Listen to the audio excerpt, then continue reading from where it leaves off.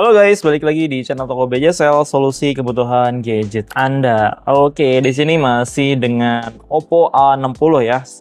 Kayaknya kita copot dulu aja untuk casingnya, supaya kelihatan lebih mantap lagi ya. Tapi nih guys, sebelum kita lanjut videonya, nih buat sobat-sobat yang pengen beli handphone ataupun aksesorisnya bisa order di aplikasi BJSL ya. Di sini lengkap banget, ada handphone, aksesoris, dan untuk detailnya juga lengkap ya. Kita bisa lihat gambar, terus bisa lihat spesifikasi, dan juga bahkan ada promo diskonnya ya guys. Selain itu juga ada voucher gratis ongkir yang bisa kamu gunakan. Ya, ini ada banyak vouchernya.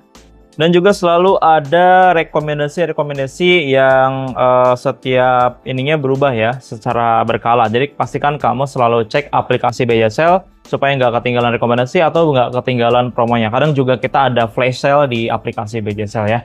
Download dulu aplikasinya di Play Store. Oke, untuk kali ini saya mau sharing ya, apa yang harus kamu lakukan setelah memiliki Oppo A60 atau setelah beli Oppo A60 ya. Kalau misalkan belinya di BJSL, itu nanti kita akan bantu untuk setting sampai siap digunakan. Atau mungkin kalau misalkan kamu belinya di BJSL dari aplikasi BJSL, itu kan nanti di setting di rumah ya. Atau mungkin beli di BJSL tapi dalam kondisi segel, dibawa ke rumah, nanti itu pasti di setting di rumah gitu ya. Nah ini yang paling penting dulu ya. Yang paling penting dulu setelah kamu menyalakan handphonenya dan udah masuk di menu utama seperti ini, itu bisa langsung setting akun Google aja ya. Sebetulnya akun Google ini bisa di setting saat pertama menyalakan, tapi biasanya kita cek dulu semuanya baru set akun Google ya. Langsung masukkan aja email yang sudah ada yang kamu punya, atau mau bikin baru juga boleh ya. Nah untuk yang bikin baru akunnya ini untuk tahun lahir sebaiknya di setting disesuaikan supaya di atas 18 tahun gitu ya, supaya lebih aman ya. Karena kalau misalkan di atas 18 tahun nanti masuknya ke akun anak gitu guys. Oke, ini sudah saya set untuk akunnya ya. Kalau kamu sudah setting akun, ini bisa langsung download dulu aplikasi yang dibutuhkan. Setelah itu mungkin sobat juga sering ngalamin ya, ketika ngetik itu kadang-kadang suka ngetiknya apa jadinya apa gitu ya. Itu masalahnya adalah dikoreksi otomatis pada keyboard.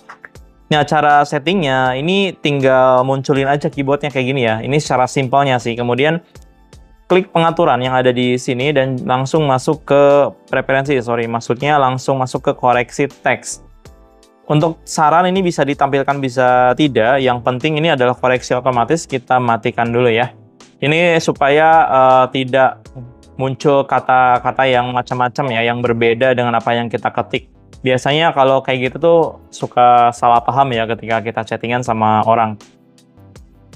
Untuk pengaturan keyboard, karena di sini adanya Google Keyboard ya, ini pengaturannya seperti ini, tampilannya bisa di setting sama sobat mungkin nantinya. Atau misalkan mau pakai aplikasi keyboard yang lain juga bisa aja, boleh aja. Yang paling penting sih si koreksi teksnya ini dinonaktifkan dulu ya, pengaturannya sama pasti ada koreksi teks kayak gini. Nah, selanjutnya langsung ke pengaturan. Kita masuk ke pengaturan dan login akun Oppo ya. Ini juga penting di handphone Oppo. Kenapa? Karena akun Oppo ini nanti bisa bikin kita bisa akses ke fitur-fitur yang menggunakan akun Oppo ya. Kayak fitur tema dan juga ada fitur-fitur lainnya. Supaya gampang, loginnya menggunakan email yang kita gunakan tadi ya. Di sini klik masuk dengan akun Google. Pilih akunnya. Sandinya kita setting sama dengan akun Google aja supaya kedepannya kalau ada apa-apa itu lebih gampang ya guys. Ya, negaranya tentu saja kita setting Indonesia ya. Kalau kamu berada di negara yang berbeda mungkin bisa disesuaikan lagi untuk settingan negaranya. Di sini nickname bisa disetting juga, disesuaikan dengan apa yang sobat inginkan. Profil, nah di sini nomor handphone ya, di sini profil dan lain-lain di setting aja, disesuaikan. Pusat keamanan juga ini ada di sini, verifikasi sidik jari juga bisa disetting. Jadi akun Oppo ini penting ya untuk handphone Oppo nih guys. Berikutnya kita setting fitur khusus ya.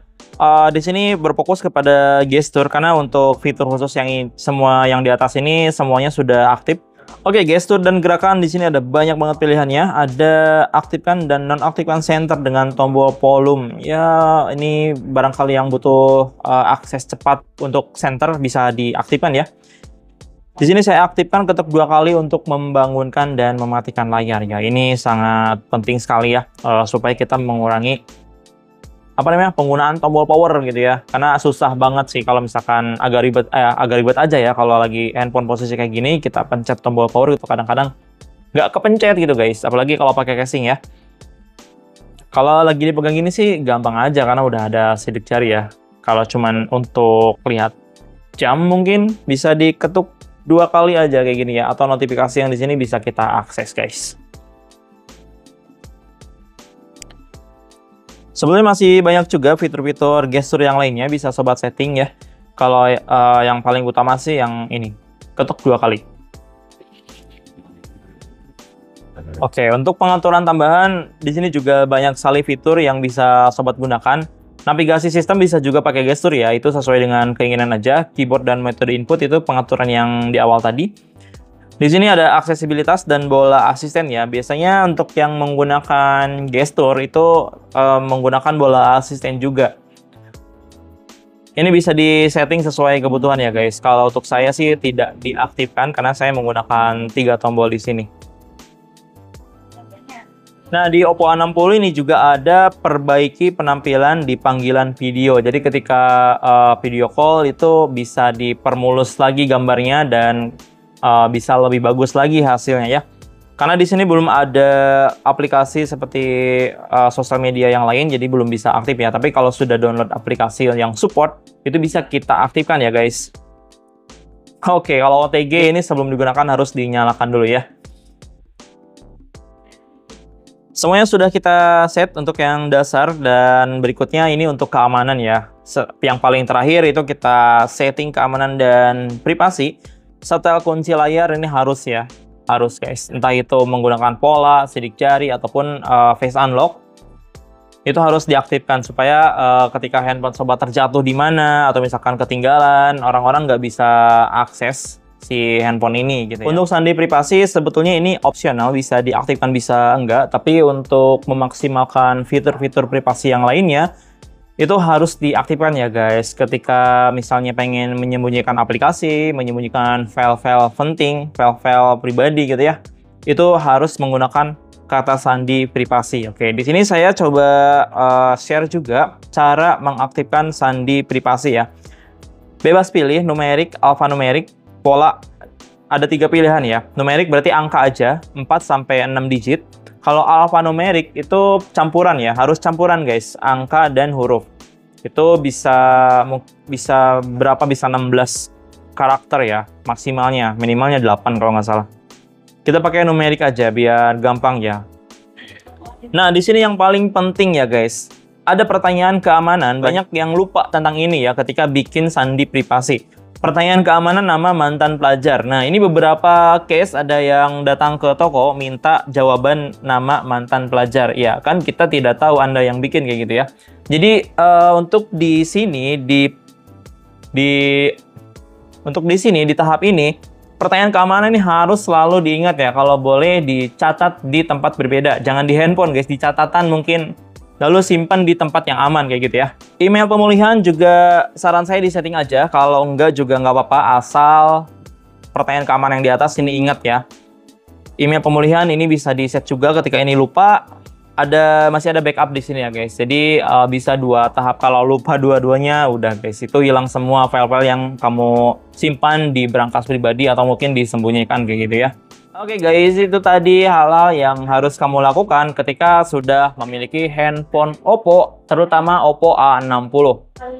Nah, buat kamu yang punya pertanyaan atau misalkan request tips cara ini, cara itu, bisa langsung komen aja di bawah ya. Terima kasih yang sudah nonton sampai selesai. Sampai jumpa di video berikutnya. Bye-bye.